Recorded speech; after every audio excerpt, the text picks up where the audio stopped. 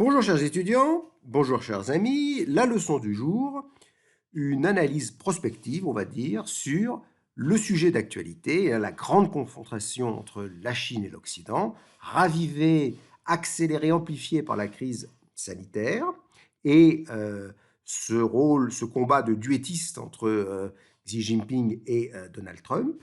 Et la question qu'on va se poser, c'est l'intelligence artificielle qui va être au cœur de cette confrontation, est-elle communiste? Et pour ça, je vais vous montrer quels sont les 3 V de la victoire probable de la Chine sur l'Occident, pondérés par les 3 D possibles de sa défaite. Commençons par observer pourquoi le big data et l'intelligence artificielle va être au cœur de la confrontation. Cette confrontation, elle est de 2 ordres. Elle est d'abord peut-être, c'est une compétition des modèles sociaux et culturels. En gros, l'idée, c'est que les valeurs occidentales finissent par rendre l'économie inefficace, valeurs de démocratie et d'individualisme, qui empêchent un bon fonctionnement de la société. Cette idéologie est très partagée au niveau des instances dirigeantes du Parti communiste chinois. Elle empêche de mettre en ordre de marche la population, de la mobiliser pour des causes communes. Elle empêche d'éviter les biais et les déviances qui fragilisent le tissu social, son unité. Et le système proposé, eh ben, c'est à la mode macronienne, c'est le capitalisme et en même temps le communisme. Cette compétition, elle est aussi technologique. Elle peut être gagnée que si elle s'accompagne d'une victoire technologique. Et le big data et l'intelligence artificielle sont en train de permettre d'optimiser, de développer des process industriels, de favoriser l'innovation technologique. C'est pour ça, notamment, qu'il y a en Chine un programme ils appellent ça le programme 2025 sur les secteurs stratégiques, de montée en gamme. L'usine ne va plus être, la Chine, pardon, ne va plus être l'usine du monde, mais va être en fait le centre de recherche et développement du monde. Dans les domaines de l'aéronautique, des technologies de l'information, des biotechnologies, des voitures à propulsion alternative, des matériaux de pointe, et de l'ensemble des produits technologiques haut de gamme. Voilà le cœur de la bataille qui est engagé. Et pour ça, eh ben, nous avons l'intelligence artificielle. L'idée, c'est que les performances de l'intelligence artificielle dépendent de 3 variables, ce qu'on va appeler les 3 V, c'est-à-dire volume, vitesse et variété des données. Puisque à l'origine de l'intelligence artificielle, vous avez la capacité à utiliser les données. Et pour ces 3 V, ces 3 variables, la Chine semble avoir un avantage très important. En termes de volume, pour commencer, effectivement, même si tout le monde n'est pas connecté, vous avez quand même 800 millions d'internautes qui sont connectés à 98% sur leur smartphone. Donc en termes de volume, il n'y a rien à dire. Et en plus, il n'y a pas de protection des données personnelles, vous n'avez pas de CNIL ou de RGPD dans la Chine communiste. En termes de vitesse, c'est-à-dire la rapidité avec laquelle ces données elles sont générées, capturées et partagées, il semble que la Chine ait également un temps d'avance. Il n'y a pas de zone blanche, il y a une couverture en 5G très performante.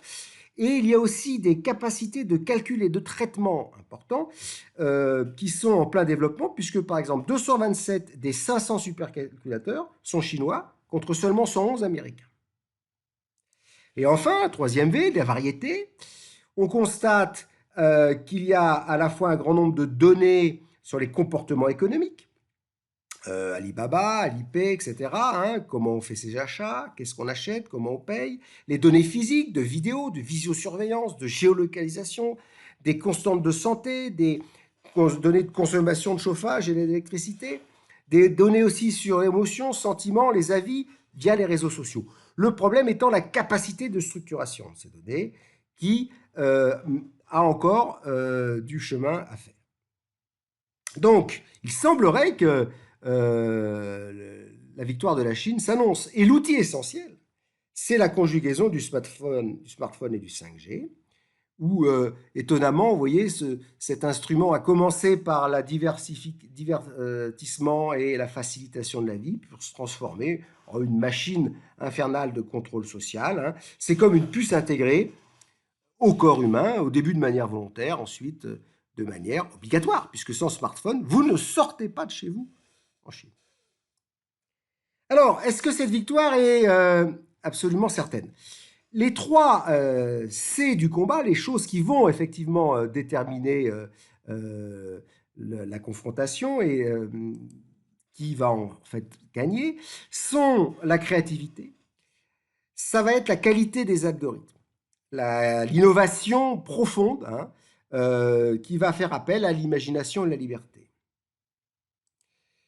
Ça va être aussi la collaboration, c'est-à-dire la capacité de faire travailler ensemble des gens différents, pluralité des pays, des cultures, les mondes de l'entreprise privée, de l'entreprise publique, pluralité des motivations, de collaboration pour des raisons éthiques, politiques, économiques. Et puis, c'est aussi la complexité qui va être cruciale, c'est-à-dire la capacité en fait des machines qui vont faire de l'auto-apprentissage, hein, de s'autoprogrammer dans des cadres de systèmes non supervisés. Et là, on peut se demander si cette autoprogrammation libre des machines colle bien avec un principe de contrôle social et de surveillance généralisée. En gros, est-ce que la complexité ne va pas être diminuée par la censure? Donc, étant donné les 3 V que j'ai définis, les 3 C ici qui vont être au cœur de ce combat, on peut peut-être imaginer qu'il va y avoir 3 D de la défaite de la Chine dans cette grande confrontation. Le premier D est lié à le D de démodé. C'est ce qui remet un petit peu en cause cet avantage sur les volumes. Les données passées, en fait, sont inutiles. Les bases d'apprentissage doivent être régulièrement nettoyées, puisqu'elles s'enrichissent, elles se complètent. Donc on a des tas de données qui ne servent plus à rien. Une fois qu'on connaît le comportement de 100 millions de consommateurs dans un magasin, ça suffit, pas besoin d'en avoir 200, 300. Il y a une taille critique sans doute, mais ensuite, il n'y a pas forcément un avantage compétitif au volume. De plus, un des atouts de l'intelligence artificielle, c'est le remplissage automatique des données manquantes.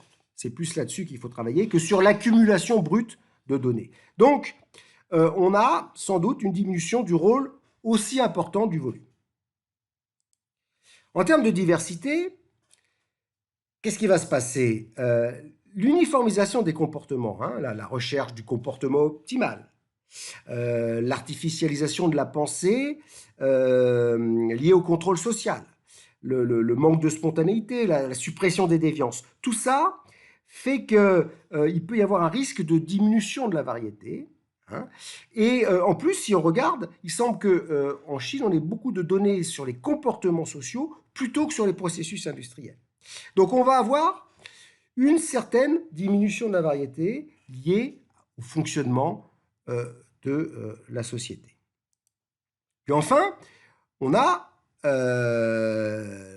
des données qui sont, d'une certaine manière, soumises à la discrétion des autorités. Elles sont contrôlées à l'entrée, filtrées, perverties. Il peut y avoir une sorte de bureaucratisation de l'usage de la donnée qui va finir par ralentir la vitesse de traitement. Et ces 3 D ici, hein, démodé, diversité et discrétionnaire, peuvent, d'une certaine manière, être des facteurs de défaite de la Chine dans cette grande confrontation.